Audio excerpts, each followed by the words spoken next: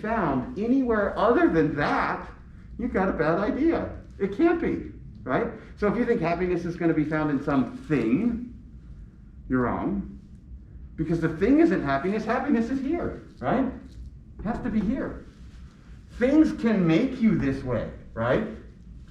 And we develop great skills at manipulating our experiences with things. But as long as your mood is determined by things outside your mood, like a phone or a car or a grade in class or money in your bank account, right? These are all things outside of your mood. If these are the things that control your mood, then who's in control of your mood? The things are, right? And if these things stop giving you the happiness that you want them to give you, then what do you have to do? You got to go find new things. Because those things aren't doing it anymore, because those things aren't powerful enough to keep doing what you want them to do. So we all have these skills, coping skills, to manipulating our mood, right? But those coping skills inevitably involve turning and getting these things to do it for us, right? And sometimes these things are other people, and sometimes they're other objects, physical objects.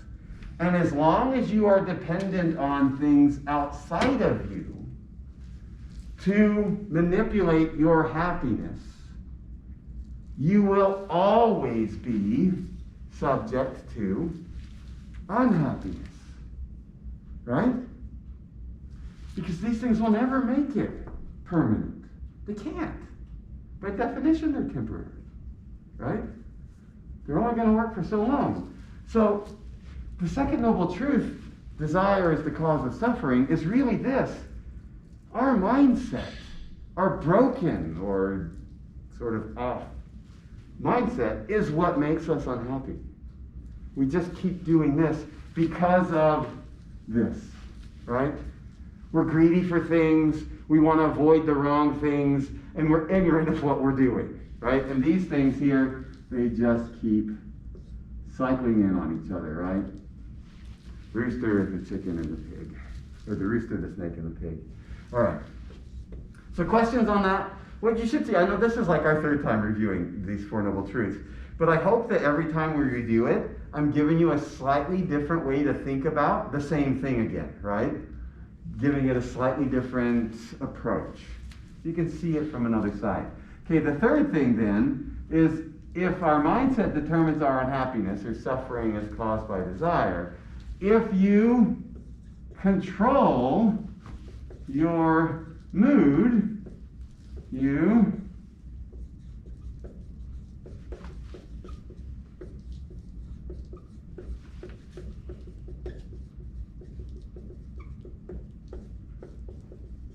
now, I just want to replace the notion of happiness with some other ideas, peace or satisfaction or happiness.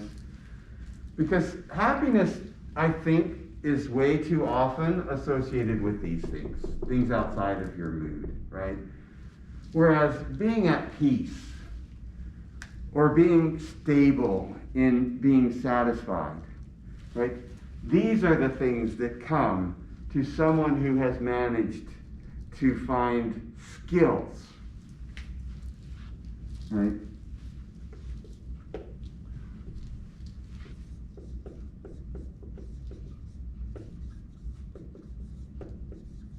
And how do you go about controlling your mood?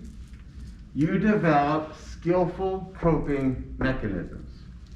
I'm just going to give you some simple examples of this. So you all know I have a 3-year-old daughter, and sometimes she's a holy terror. I think she gets it from her mother. But no, I'm just kidding. That was mean to say to him. My wife is awesome. But she'll throw tantrums.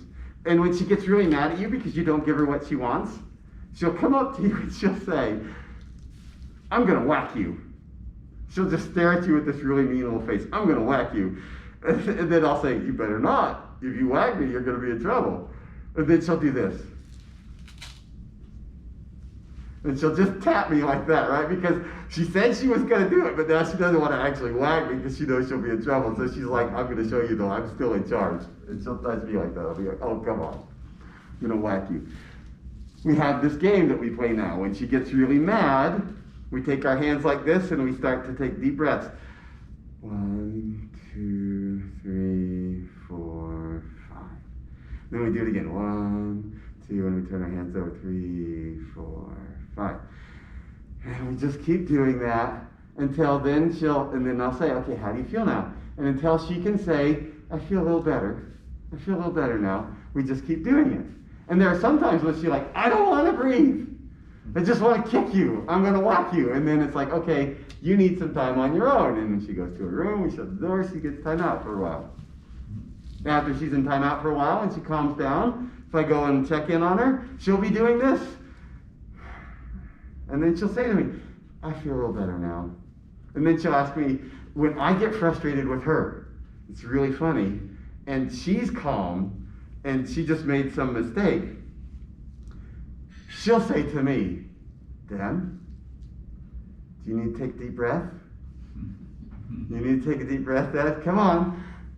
3, 4. And then she'll say, how you feel now? I'll be like, I'm frustrated. She's like, gotta take a deep breath. What is she developing?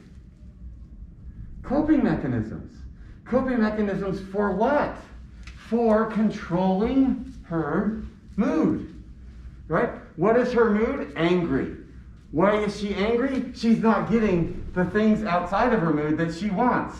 Right? These things that are external to her are controlling her. They're putting her in this bad mood. And what are we trying to teach her? How to bring her mood into her own control. That's all Buddhism is. In a nutshell, that's all Buddhism is. It's the recognition that all of your unhappiness comes from looking for things outside of you, outside of your mood, and that all of your unhappiness comes from looking for things outside of your mood.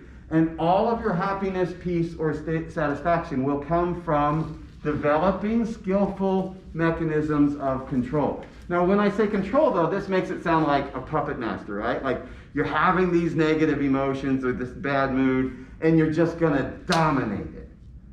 But is that going to work long term? No, right? So we're not looking for Band-Aid fixes when we say control your mood. That's what we do when we practice. But what we're looking for here is absolute skill in being able to master, maybe this is the better word for it, to master your mood, right? This is what Buddhism professes to teach. So then the question becomes, how do I gain these coping mechanisms? How do I use them? How do I find them? What are the coping mechanisms that will help me to find lasting mastery of my disposition or my living through life? And the answer to that is the Eightfold Path. There's the Eightfold Path. I'm going to pause.